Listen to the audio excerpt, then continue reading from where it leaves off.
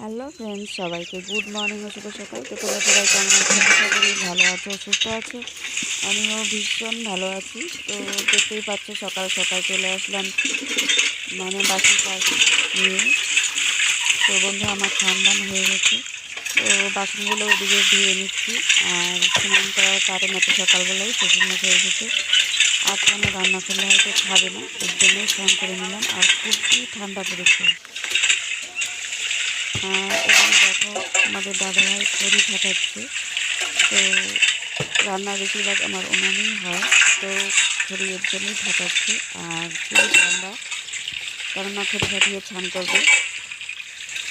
তো স্নান দান সেরে দেখো বন্ধুরা, চলে এলাম আমি ঘরে।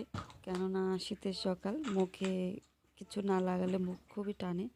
তো এদিকে আমি মুখে আর কি ক্রিম দিয়ে নিচ্ছি।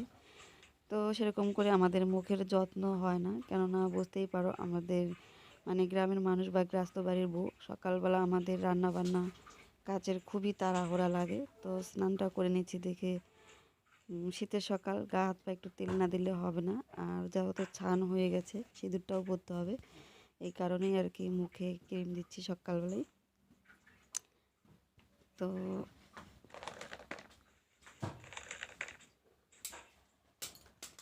তাড়াতাড়ি যেতে হবে রান্নাঘরে। তো রান্না করে দিতে হবে। তো দেখো বন্ধুরা, আমি কোনো রকম মাথাটা আঁচড়িয়ে নিয়েছি, কেননা ভিজা মাথা। তো দেখতেই পাচ্ছ। তো সিঁদুরটাও পরে নিচ্ছি। আর স্নান করে সিঁদুর না পরলে খুবই খারাপ লাগে, কেননা শীতেও সিঁদুর থাকে না, কপালেও ঠিক থাকে না, এই কারণেই সিঁদুর দিতে হয়।